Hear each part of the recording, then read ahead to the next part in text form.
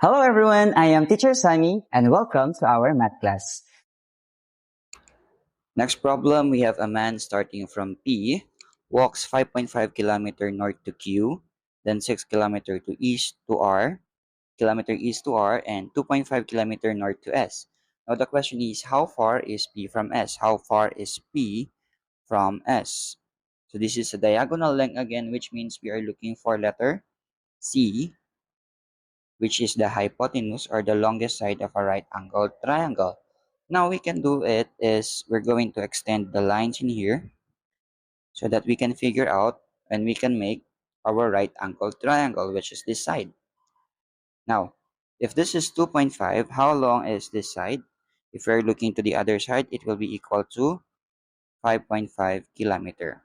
Now, what about here, from here, which is similar to this side, which is equal to 6 kilometer. Now, what is 2.5 plus 5.5 so that we can take the long sides in here, which is equal to 8 kilometer. So we have now the right angled triangle. This is equal to 8 km. This one is equal to 6 kilometer. Now this is the missing. Again, we have c square is equal to a square plus b square. C square is missing.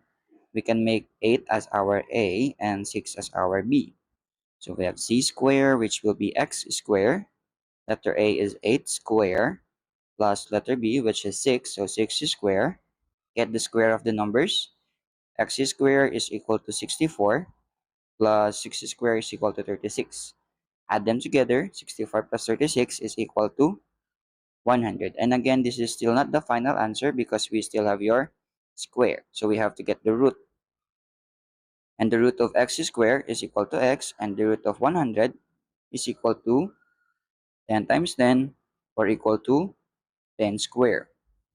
Take out the roots, which gives us x is equal to 10.